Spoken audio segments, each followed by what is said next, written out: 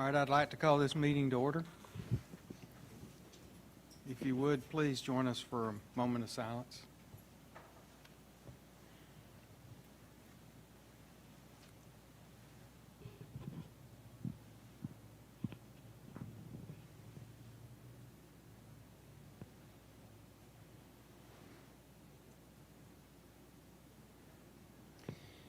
Now let's pray together.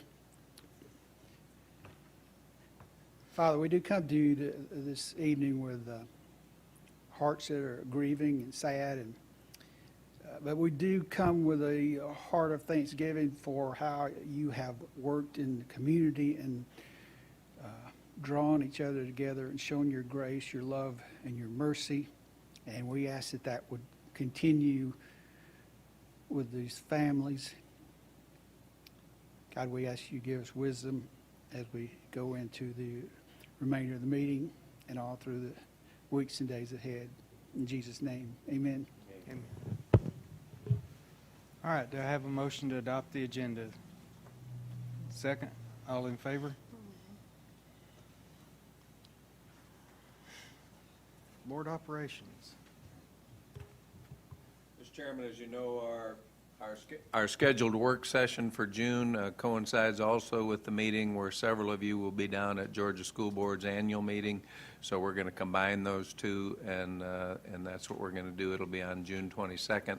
That'll be a meeting that will contain both the work session and the regular meeting. Also, that would have conflicted, and we would have had to have a called meeting for our budget adoption. However, Mr. Boykin, who's going to talk a little more about it, has recently been told that we should not expect to digest before June 26th. I'm going to look into that tomorrow and see what's behind that. That will mean, of course, there's no way we can adopt a budget by the end of June, and we'll be operating on, it looks like, at least 1 month of a spending resolution. But again, I have very little information on that, and we'll get some more information for you. So would like to make it in the form of a recommendation that we combine the June meetings for that date on the 22nd. Do I have a motion? Second? All in favor? And next, delegate assembly. Same as last year, I would imagine. I'll be the delegate and Brian would be the alternate, unless someone else wants to stand up and do that. Do I have a second? All in favor? Thank you. We have some wonderfully gifted adults and students that we're going to recognize this evening. And Ms. Gerard? Yes, good evening, everyone. We're actually going to start tonight with getting a margin refund check. I mean, how exciting to bring a big check here. So we have tonight with us Tate O'Rourke, who is with the Jackson EMC Senior Business Development Manager.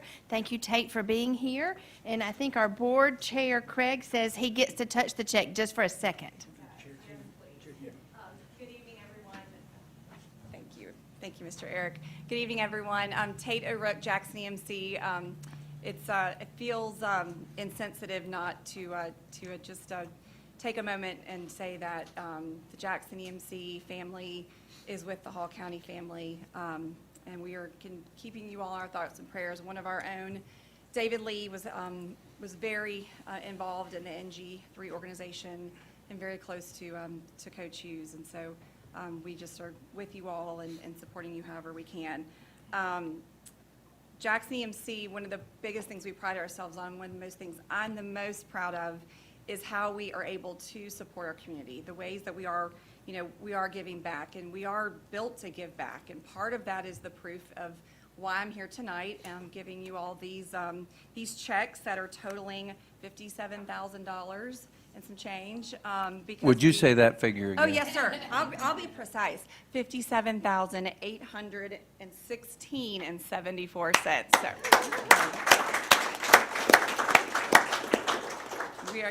We're not for profit, and so once we've paid all of our bills, anything we have left over, we return back to our members because we are member owned, and that's how we operate, and we want to continue to be able to support however we can. So thank you for allowing us to partner with you and to serve your schools and just to always be a resource whenever we can be. So. Thank you. Thank you, Tate. And again, Jackson EMC is a wonderful partner in all that we do. When we have challenges, as any utility provider does, you're right there with us and you walk along with us until we get it handled. So thank you, and the $57,000 check doesn't hurt either. So if we could get a picture with you and the chairman, that'd be wonderful. Awesome. Thank you so much.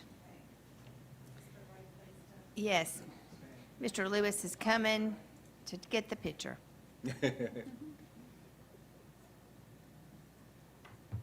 Thank you. Thank you again. Thank you again, Tatum, for your partnership. Okay, Mr. Lewis, while you're standing up, I think we're moving on next to some athletic recognitions with, first up, girls volleyball with Cherokee Bluff High School. That is correct. We had a very successful fall sports season in the Hall County School District, and we're finally getting to the last couple of recognitions that we would like to do. So first up is from Cherokee Bluff High School, their girls volleyball team. They are the GHSA AAA state runners-up. So let's give them a round of applause. Coach.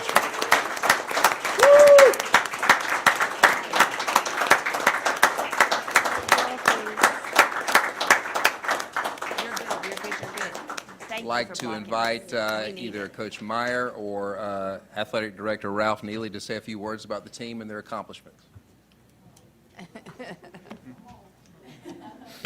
Microphone. So it's my pleasure to be able to introduce the Cherokee Bluff state runner-up AAA volleyball team. We're extremely proud of this group, not only for what they accomplished on the courts, but the way they represent us on the court, in the hallway, in the classroom, in the public. As you can see, they are outstanding young women and men, that graduating 11 seniors who are going to make great journeys moving forward. So with that said, this is Coach T.N. Meyer. Well, thank you so much, and thank you for having us here. We really appreciate it, and the recognition for what these girls have done this past season. Almost all of them have played for the last 5 to 6 years, so they've put a lot of time and effort into our program. I'm extremely blessed to have them in my life, especially with 11 of them, and then we trickle down to 3 underclassmen that really were also a support of our program too. But these 11 seniors mean a lot to all of us, and I just want to say thank you to them for everything they've done. I mean, they've heard this, but thank you so much. Ladies, we are so proud of you. We want to get you where we can get a good picture. Again, if we could get Principal Ramsey up here with you all, and Stan, tell them where you'd like them, where we can get a great picture. Mr. Moore is handling this photograph.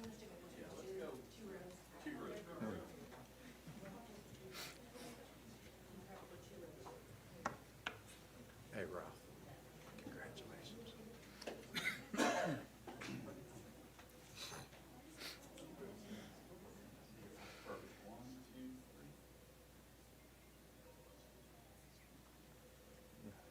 I think they've struck that pose before. Congratulations. Congratulations, ladies. Congratulations. There's my girl. See you. Good.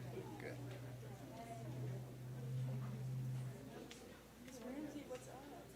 Thank you, Coach. Appreciate you. All right, we got more purple. As a Lumpkin County Indian, I can appreciate that. So got some more purple coming. Next up is the softball team from Cherokee Bluff High School. They are the GHSA AAA state runners-up as well. So let's give a round of applause for the softball program.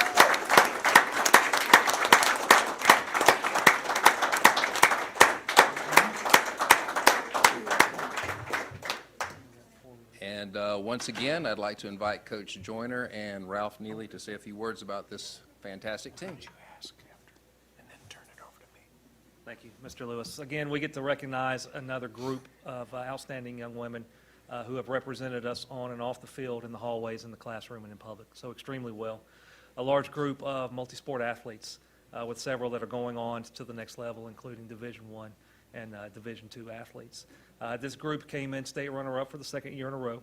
The little salt on the wounds to be able to say that and repeat that, but that does not change the fact that they went above and beyond and how they represented our community and our district. So congratulations, ladies. Well deserved. Coach Joyner, would you like to say a word?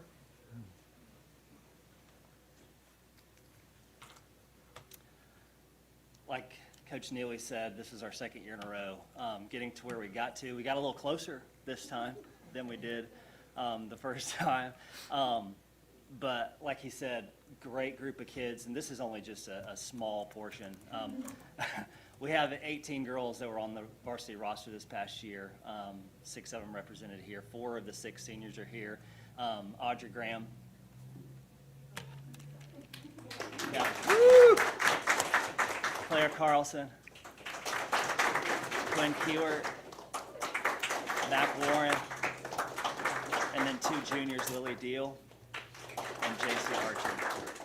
Great group of kids, and they really do represent our Cherokee Bluff community very well and the Hall County community very well, so I'm super proud of them. So, thank you, guys. And Coach, I hate to say something that Ralph in opposition, but salt in the wounds, but I'm going to tell you what, ladies, there are an awful lot of 3A schools that haven't been anywhere close to second in the state 2 years in a row, and so congratulations. What an incredible thing you've done, and we are so proud of you, and let's get a great picture over here. So.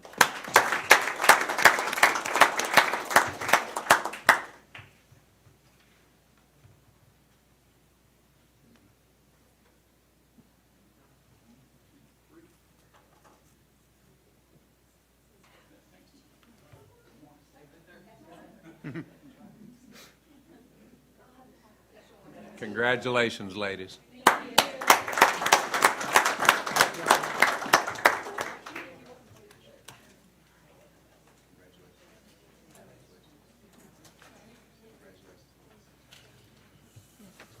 Bill, if you'd stay out there for just a second, that'd be great, because we're going to want one more picture.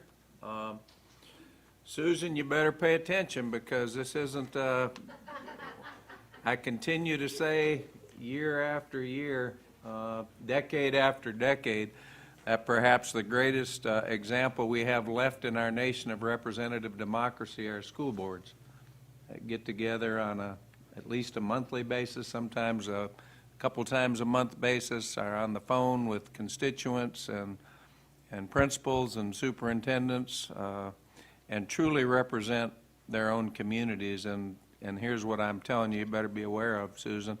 I suspect you don't get a whole lot of emails thanking you for just that incredible thing that you've done for the 28,000 boys and girls in this community. But I can tell you as a dad, which I am way before I'm a superintendent, I know what you do. I know the kind of dedication it takes. And so this month is School Board Appreciation Month. And with that, I just wanted to read, before we just give you a little token of our appreciation, a proclamation from Governor Brian Kemp to the school board members of the state of Georgia. Whereas the education of Georgia's children is the key to this state's continued prosperity and success, and for Georgia to continue to grow, we must commit to our state students by providing high academic standards, trained teachers and staff, and adequate resources to all schools. And Georgians serving on school boards have demonstrated a strong commitment to quality public education by securing necessary resources, promoting academic standards, and fostering partnerships within their community. And whereas Georgians have elected to boards of education and they collaborate with school systems, parents, businesses, community leaders, so that students can become educated, productive members of our state and the nation. Now, therefore, I, Brian Kemp, Governor of the state of Georgia, do hereby proclaim March 9th through 13th, School Board Appreciation Week in Georgia. Thank you, school board members, and if you'd come forward, we've given you a little gift there just as a token of our appreciation, but we'd love to get a picture. Thank you.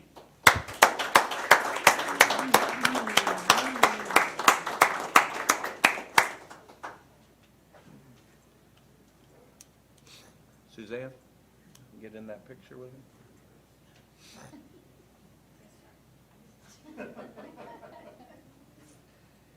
First of all, if you'd give them their certificate of appreciation.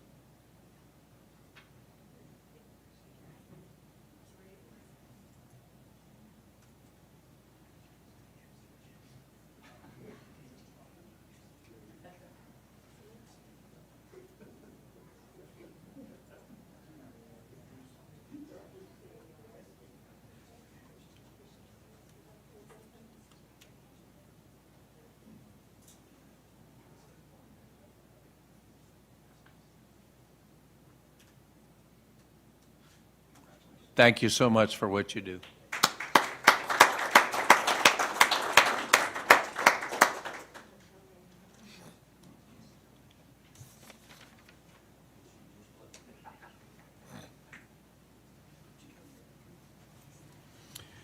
And, Mr. Chairman, I think you might have some Leadership Hall folks in the crowd from what I'm just guessing. They hope to slip in and right back out. Well, I'm glad they picked a meeting that's only going to last 3-4 hours tonight, so that'll be. So if y'all would, just let us know your names. Christina Page. Thank you all for being with us, and congratulations for that great program, Leadership Hall.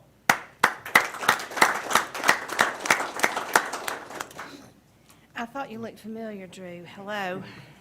I might have been his principal. Once upon a time.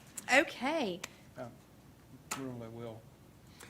We did want to let our students come in and celebrate the incredible things that are happening before we just acknowledge publicly the tremendous tragedy that we suffered late Friday night, early Saturday morning in the loss of North Hall teacher, coach, mentor, father, husband, disciple, all around incredible influence in the lives of people in the North Hall community, Coach Hughes.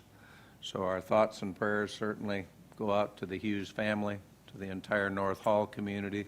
It's been amazing to watch that community come around, the Hughes come around each other. We will get through it, but let's not, there's no mincing of words. Tragedy is the strongest word I can come up with. Our hearts are broken. And again, our thoughts and prayers are with that family. So we just wanted to acknowledge that after we got the youngsters through here with their awards. And so, again, just keep them in your thoughts and prayers, please. Thank you. Okay, next up, we're going to talk about our inclement weather survey results. Mr. Lewis, I think you were going to take the lead here. By the way, one of the things, and I think it was Virginia Slim cigarettes a long time ago, Billy, that used to say, "You've come a long way, baby." When we started with digital learning, it was questionable to me how much of it was actually happening. And I do see this as an incredible shot in the arm to our folks who have worked so hard to make those days at home when we go either to packets or to something online as being meaningful. And quite honestly, I was blown away by these survey results. So with that being said, Stan, take it away. Sure. If you walk outside or look outside today, it's almost hard to believe that about a month ago we were dealing with 2 major winter weather events. In the wake of all that, we thought it might be a good idea to survey our parents to get a feel for how we were doing on the communication front during that time period. And we, as Mr. Schofield said, we were very pleased with the results.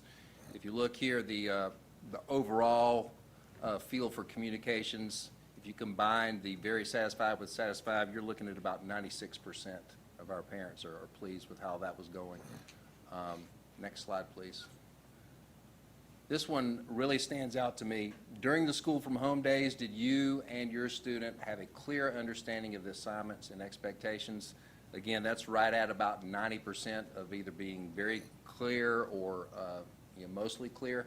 And that's a testament to the hard work of our schools, our teachers, our leadership in our buildings, and getting that message across about what the expectations, the learning expectations during that time period are. Mr. We're Lewis, very if I proud of could that. just interject there, how excited I was from my teaching and learning seat to see that over 90% of the parents were pleased with the communication regarding what the students did in their learning expectation. And if they were pleased with the communication, that tells me that they did the assignments, which, as Mr. Schofield's cigarette joke said, we definitely have made lots of progress with that, with just our access to technology and the students doing quality work while they're at home. So I was super pleased with that. Thank you. And then finally, just the timeliness of our communications about the closures. once again, right around 90%, 90.6%, either very, very timely or mostly timely. So we were pleased with that result as well. And obviously, we have areas that we need to work on and improve on, and we're aware of that, and we are committed to providing that to our stakeholders as we move forward. So, any One of the questions? things I would mention, we talked about this at least a decade ago, and it's become more true now than ever, and that is in a majority of college courses now, there is some sort of requirement of digital remote work that is going on. And so again, we feel like these are real experiences that are preparing our students not only for post-secondary education, but it also is amazing, particularly since COVID, and we're seeing what percentage of the American workforce is doing at least a portion of their work digitally. So we believe these are some wonderful opportunities for our students to have some trial runs on what the real world looks like. And Ms. Gerard, anything else you wanted to say? No, just, again, super pleased with how far we've come in communicating and the quality of the work. I remember a time not so long ago when we dreaded the possibility of sending some online work, but as you've said, Mr. Schofield, and getting students ready for what's next, I think that that's super important, that they're ready to do some online kind of independent work. Thank you, and I would be remiss if I didn't say we appreciate you, especially this week, but always. So, thank you. Okay, I think next underneath this column is their school safety updates, and I think, Field trips. Right? No, Did we- school safety update. Did we do? I knew that. I was just seeing if you were paying attention. This would be a little earlier than we normally would give this semester safety updates. However, we've had some unfortunate and unsettling experiences in the district in the last couple of weeks.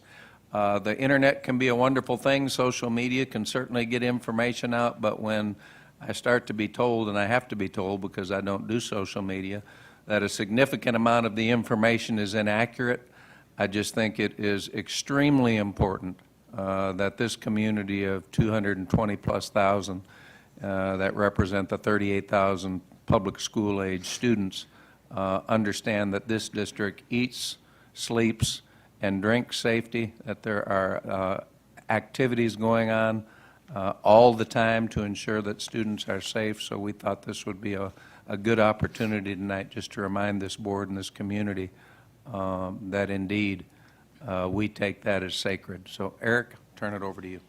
Yes, sir. So Mr. Schofield asked us to provide an update. We broke it up into about 8 sections. Over the next 10 minutes, we probably don't have time to cover everything, but I welcome the board to stop us along the way and ask questions. We want to cover the highlight. This graphic, just something we put together that kind of encompasses the things that we're going to talk about tonight. But we've got a pretty extensive list that we want to go through. And so we'll walk through each one of those areas and just kind of give you up-to-date picture of where we're at today in each one of those areas. Avery and I are going to work on it together. He's going to cover the first half, and then I'll cover the second half. So Avery, you want to talk about it?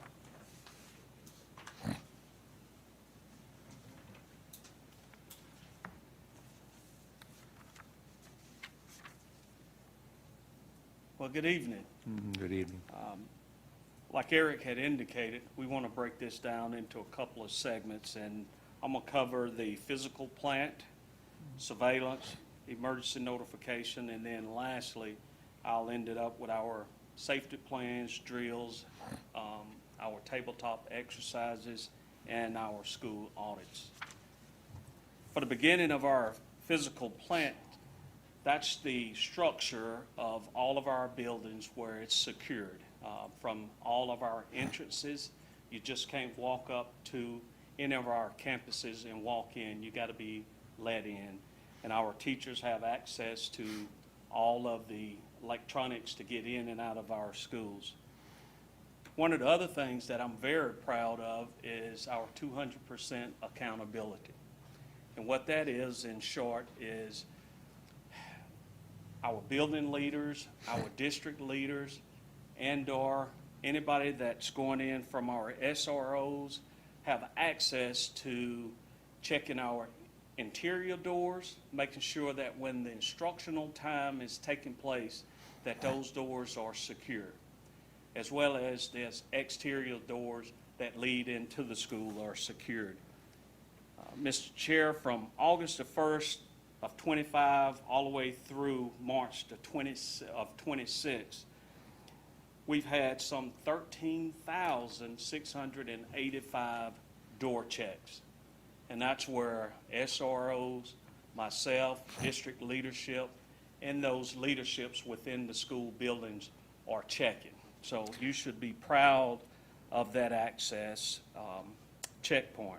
One of the many features on our self-created safety app that individuals have on their badges is that these are immediately cataloged when individuals check doors. So when Avery says 13,685 formal door checks, those are real door checks by real people that are logged on the school app, and people know if they had an open door or if their doors were secured, and all I can tell you is it gets better every week, and so thank you. And speaking of week, every Monday, we send that report, the feedback from that week prior to all of the principals to make sure that they are up to speed on what's taking place on their campuses. The next thing I want to talk about is how we utilize Centegics and/or our grid maps, and then the standardization of classrooms throughout the building where we have those room numbers.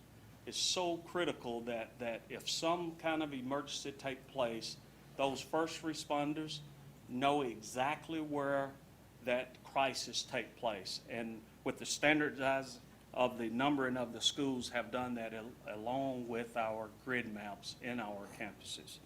Grid maps is shared with our dispatch so that if our teachers have a lockdown to take place at their campuses, our dispatch, emergency management, and Homeland Security local know exactly where the person pressed the button, okay?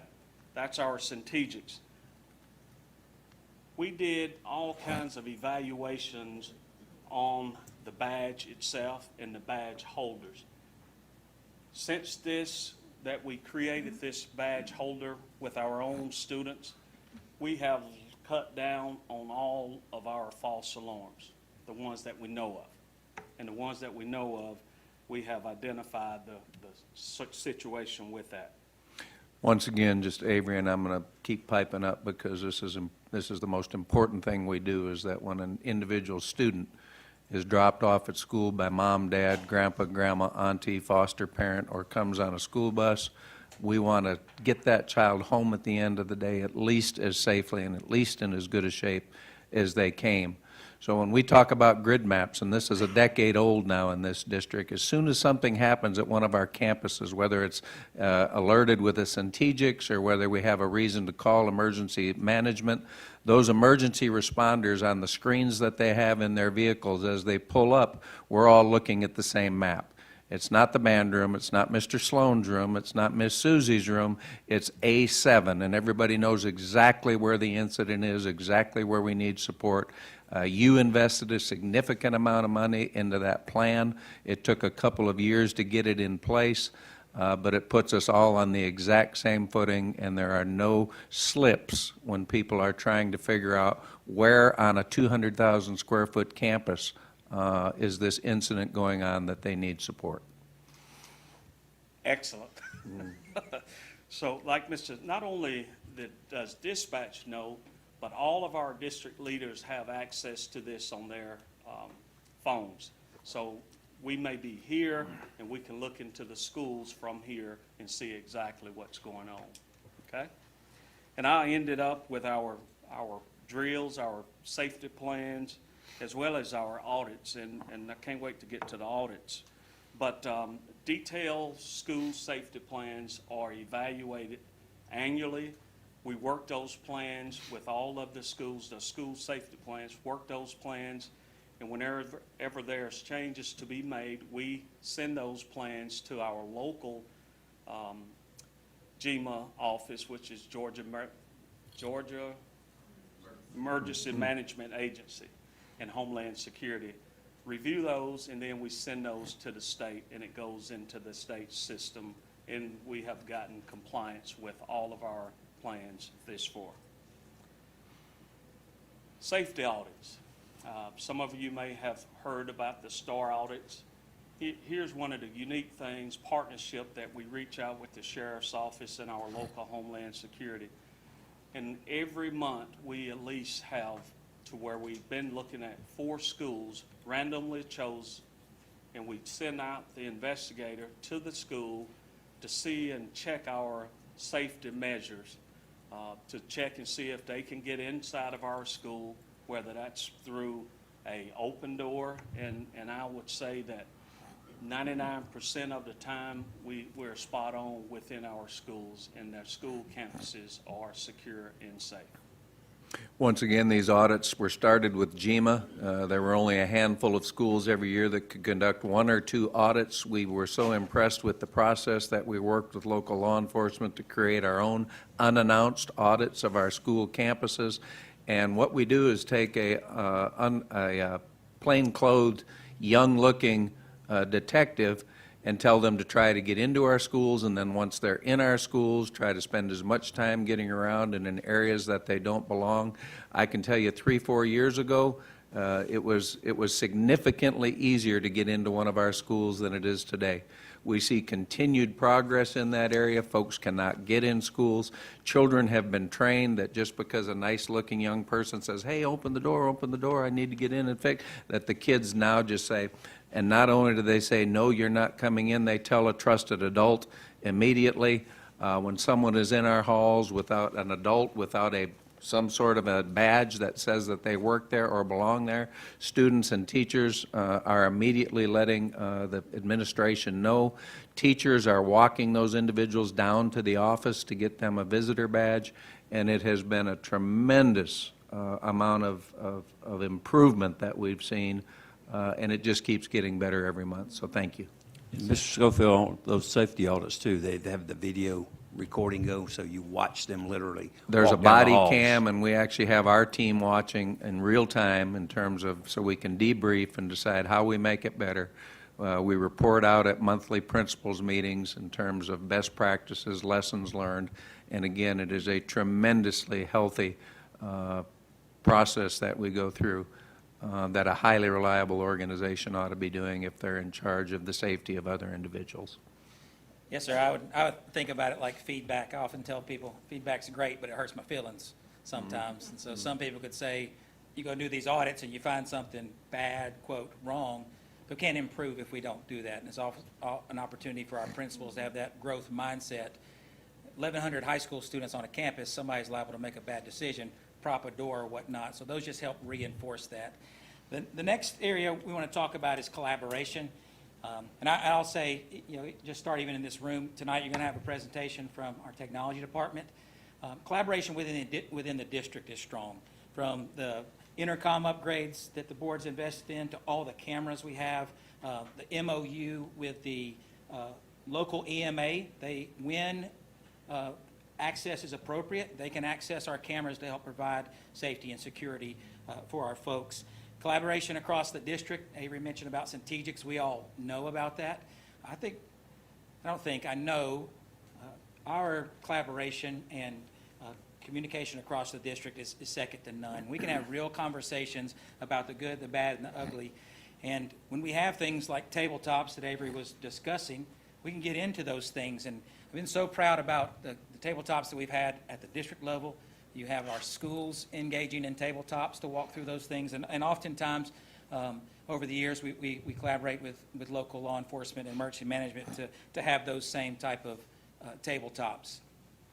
In regards, as well as in collaboration, if you name the police department or sheriff's office that our district has schools a part of, we work with them, everywhere from Oakwood to Flowery Branch to Gainesville. We realize that oftentimes there's going to be a police department, a police officer that may reach one of our schools before a sheriff's deputy does. And so we have great collaboration with them. Avery mentioned our local EMA, GEMA. There's a statewide network of school safety personnel. And so we try to continue not to live in a silo or isolation, but reach out to others and have that collaboration. As far as personnel, you guys know this, but we did want to just, it says 72 up there, and I think that's a number to be proud of. This board invested in adding 9 SROs last year to dedicate towards our elementary school unit. And so we have 25 SROs, that's 8 at our high schools. If you count LCCA, we have 7 at our middle schools, and then the 9 at the elementary schools. That would equal 24. The 25th is our SRO unit has a dedicated command lieutenant. That was an addition in our growth to do that. And we certainly have the K-9s, as well as people in our building, our safety coordinators, and Avery being a dedicated safety coordinator here at the district level. So those are a lot of kind of the everything from physical to physical things in our building to radios and collaboration. The last thing we wanted to touch on before we open up to any questions is what we feel is something that's vital to school safety. And our superintendent would say this from the mountaintops, but mental health and emotional health are keys to us facilitating not only safety, but education. And I'm so proud to work in a district that puts that as a priority. And we could spend hours talking about multi-tiered systems of support, response to intervention, our sources of strength, all the initiatives, trusted adult that we have, as well as I walked alongside student services a lot this past week. And I'll tell you, I will brag publicly on those folks. You talk about showing up on a Saturday morning at late, and I know many of you were there to support there this morning at 6:30 in the morning. From the school level on, that is crucial, and I'm proud that we do that well. There's some numbers up there, and we've shared this before, but 91% of school attack perpetrators had mental health issues. That's not a surprise, but those are our numbers when we see it in the Secret Service data.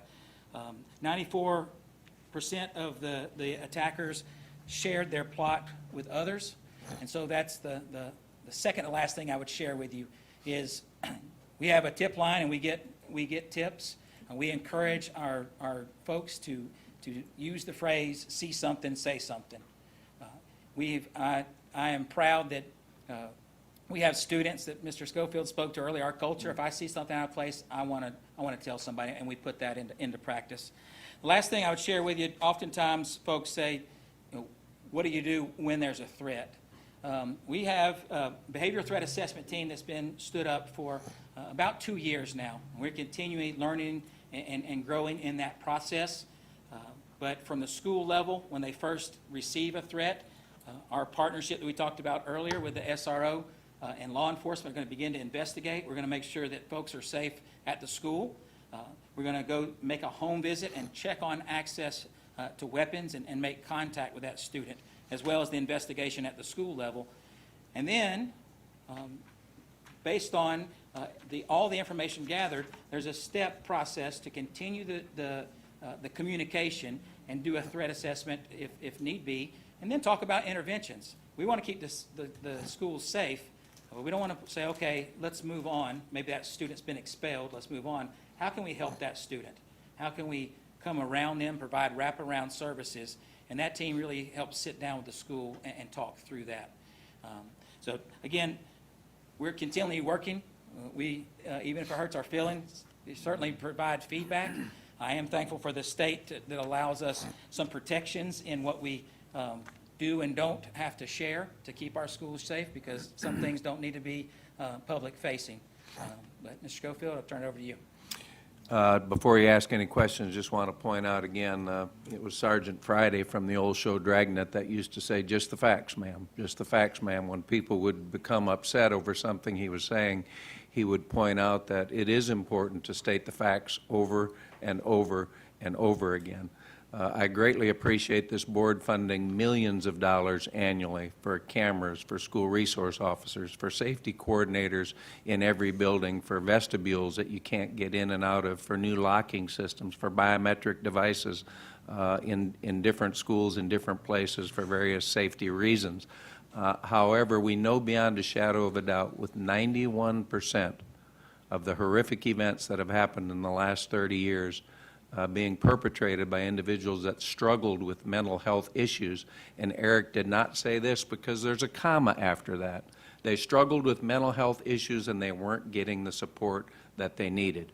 Number two, you want to save school, kids know what's going on. And when you create a culture of trust with trusted adults within your building, adults quickly tell adults what's happening in their building, and you're able to intervene and provide the support that you need to keep our children safe. So although there's nothing wrong with millions of dollars of hardware and more personnel that walk in our schools and their chief goal is to keep children safe, there is nothing we can do, no investment we can make in terms of keeping our children safe, keeping them learning at high levels, than to do everything we can to ensure that every child and every adult in your school buildings is behaviorally the best version of themselves that they can possibly be, and that any child, regardless of what their background is and where they come from, has at the very minimum one trusted adult within that building where when they see something, they say something. So that being said, I'll turn it back over to you, let you ask any questions of Eric or anyone else here, Avery, that you'd like to. But thank you, gentlemen. I'd like to hear an update a little bit on our badges. We spend a lot of money on those. Have they been very helpful to us? How often have they been used? Yes, ma'am, we didn't want to spend a lot of time on that because you think about Centegix and you think about lockdowns and that use. But I'll tell you, Avery and I are both connected to the medical alerts. And we have at least 1 to 2 a day where a staff member is using it. That could be a student's fell down and is bleeding. That could be the staff members have a medical emergency.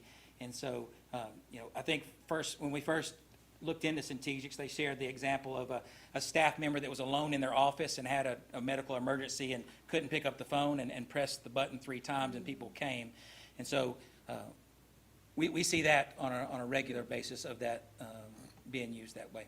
And that's a real example because a couple of weeks ago, we had a teacher that fell in her office, and this was after hours, and she summoned, hit the button, and they know exactly right where she was. So, thank you. And again, to be clear, 3 pushes of that button, if I were to push this button 3 times, there'd be several individuals in this building that would say there's a medical emergency, and everybody would know where. Same in our schools. Press it 7 times, and the cavalry is coming. And as wonderful as that is, and as good as our people feel, I'll also remind you, it's been 7 years since we've had an automatic alert system in this district. The old one was app-based. Teachers said they would be more comfortable and feel safer with this one. You made the expenditure. Thank you very much. Thank you. I would like to point out something. That they use the term SROs. SROs in Hall County are Hall County Sheriff deputies. They are law enforcement, which is not true in every system. Some SROs are hired by the county, the school system themselves. So anytime they're involved, a report goes to the sheriff's office. Thank you, gentlemen. Thank you, Aaron, for helping coordinate that. Now we can do field trips. Yes, I think my last item of business here are field trips, so if we could pull those up. The ones in yellow, as typical, you've seen before, so I would like to ask for approval on those. There is one that I'll bring back at our next meeting for approval. Like to recommend those 3 yellow field trips, if I heard you correctly, be approved as presented. Do I have a motion? Second? All in favor? Thank you. Spliced. Starting next week on March 17th at Johnson High School, we'll begin the first of 7 informational sessions we invite our public to stop in and hear two things. Number one, what their tax dollars have been spent on over the past 10 years. So what has resulted from SPOS and bond expenditures, as well as what we propose spending SPOS 7 dollars on over as part of our 10-year plan.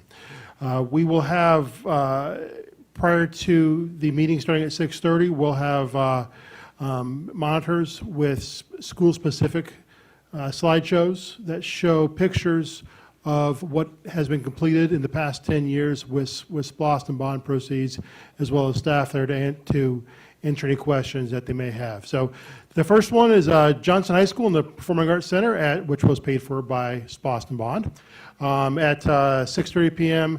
And then later on next week will be at Cherokee Bluff High School in their theater, a school that was paid for by SPOS, also at 6:30 on March 19th.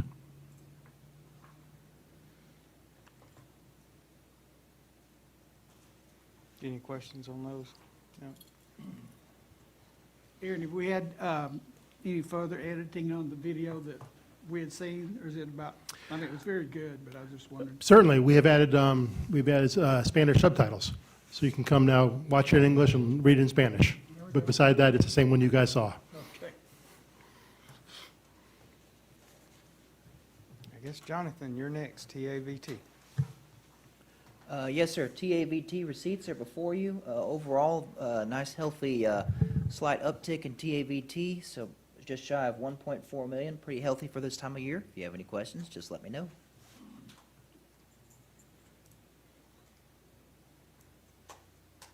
Portables, is that you, Matt? Yes, sir. We have a list of 31 portables that we'd like to declare surplus. Once those have been done, we'll get those posted on GovDeals and try to sell those. You see the locations and the listing here. And we would still have 25 after this sale. And by the way, someone like Bo that has a lot of outdoor activities and maybe needs a little storage, we could get one of these little beauties moved at a very reasonable fee to your backyard, and you might really have some space, and your garage would clean right out. So would like to recommend that all these instructional bungalows be declared surplus so we can let somebody else have them. And I'd like to point out, without SPLOST, we would still have students in these educational bungalows. And hundreds of others, Mr. So do I have a motion? Second? All in favor?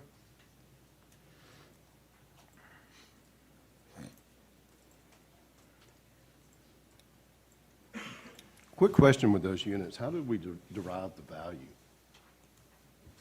Well, on most of ours, it's pretty simple because they have no value. We've used most of those beyond their worth.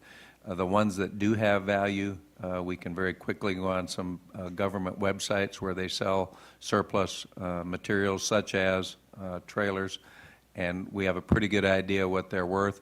A lot of times we actually sell these on the, what's the website? GovDeals. So it's actually by auction, so individuals who are needing a portable unit actually set the price at auction, and I don't think there's a fairer way to determine what something's worth in this world than let people bid on it. So, great question. So apparently Mr. Shepherd is interested, it would appear.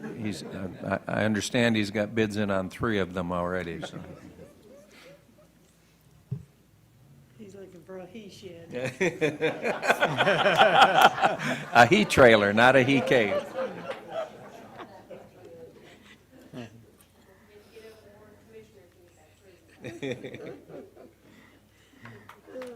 E-SPLOST analysis. Jonathan? Yes, sir. Your East Bloss collections for the month of February were just over 3.1 million. Before you look at that drop over the prior month, it is typical from January to February to see a pretty significant drop after the Christmas collections stop rolling in. However, I would point you to last year, and again, you're seeing about a 10% drop this year over last, and so again, we just need to keep an eye on that.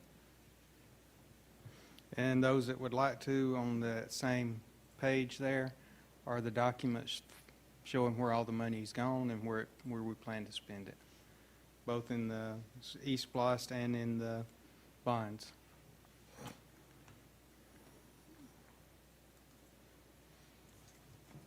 Project updates, Matt?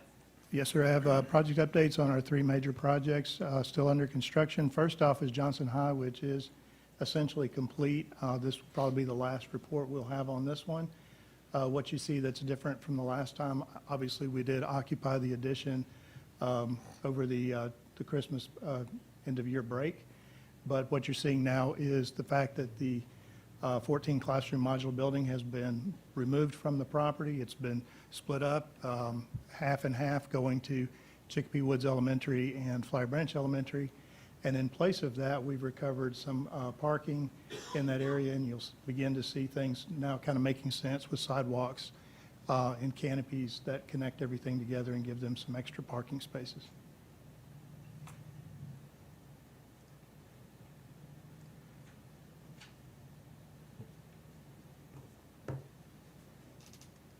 Funding request, I guess, is there? We got two more. Oh, okay. See, I'm trying to rush to. Next up is North Hall High School. Where we are in this project, we're essentially completing the addition. We will be transitioning into the administration area and new lobby of the new building over spring break.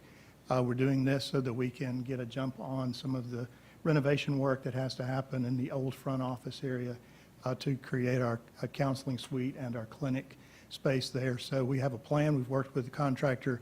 We have a plan to relocate the drop-off entrance to the new main entrance and give the other area over to the contractor for completion.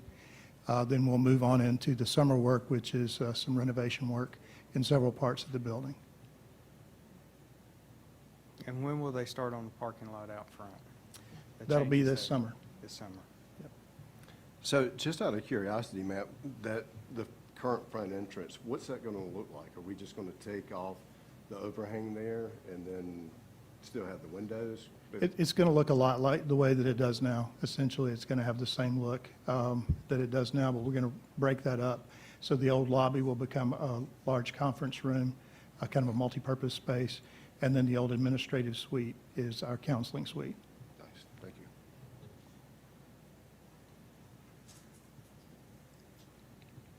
And last up, World Language Academy.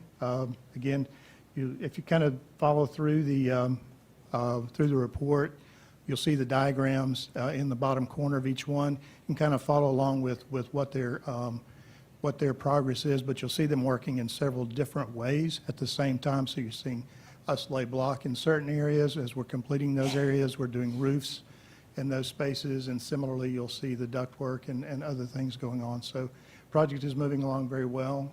We do still anticipate completion in the spring of 27, not this year, obviously. It's a couple weeks. Yeah, we got to really get on it to get through this year.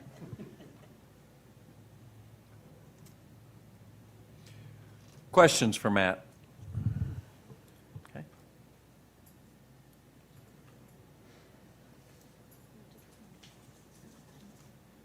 Okay. Funding request, Matt? Yes, there's several funding requests tonight. First off is the Flower Branch Elementary School project. This is one of our more major projects, site improvements that include preparation for the modular building that we discussed a few minutes ago, along with kind of a rework of the campus. So what we're basically doing is flipping the car rider and bus lines and also adding a lot of stack space for car rider lines, additional parking. It's a pretty major change to the campus to prepare them to get some of the traffic off the road. It's actually pretty backed up there currently. Next up is the Sugar Hill. Matt, and how many classroom additions is that? By the way, even though we're off 700 students this year, even though we have some empty elementary seating, when it comes to that McKever corridor down Friendship and Spout Springs Road back up to 11, we are full at the end and there's nowhere to go. So that is where the growth has occurred. We need some growth down there. We need some space for elementary students. And so again, how many classrooms, Matt, when we take the current modular building from Johnson High School and relocate it to Flowery Branch Elementary? Yes, sir, we'll have 7 additional classrooms here. And Flowery Branch Elementary is already utilizing 2 portables, so it is very much definitely needed for them. And also restrooms. Yes, we'll be building restrooms within that as well, so it'll function independently, similar to the way we've done it other places.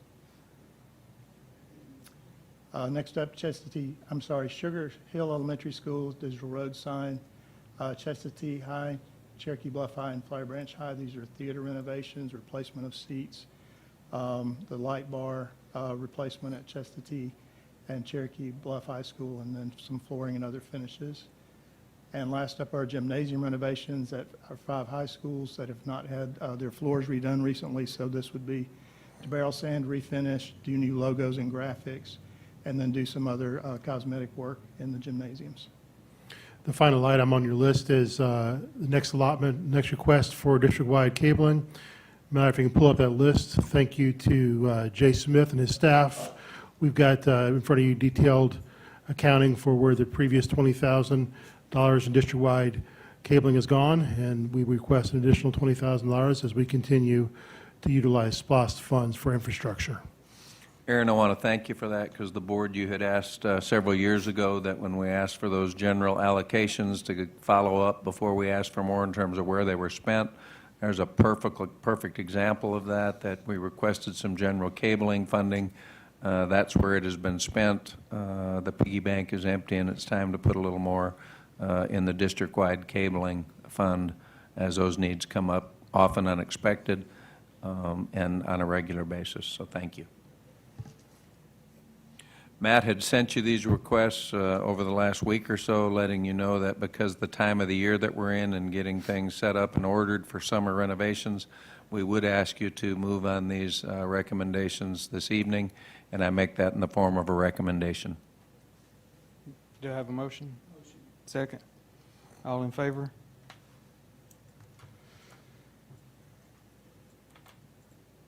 Matt, where are we with the bleachers of the gyms? When's that coming about?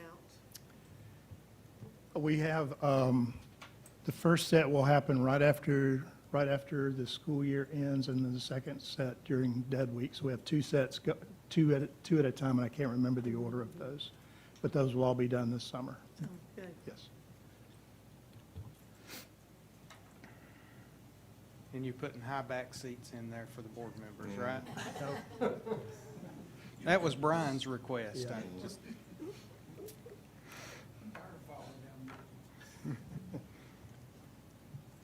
Personnel.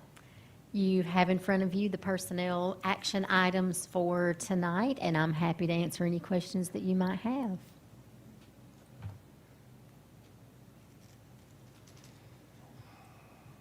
No need for action No tonight? need for action tonight. So again, we'll take those up at our next meeting. We will have a short executive session for personnel. I do not anticipate any action after that meeting. We then will get your dinner and come back in for a training session. That's all we have, Mr. Harrington. All right, motion to go into executive session. Second. All in favor? Again, if we could meet in our back room here just very quickly and then get some dinner. Deborah, do you mind asking a blessing over the dinner, please? Heavenly Father, thank you for this day and for all the blessings of life, Lord. Thank you again for watching over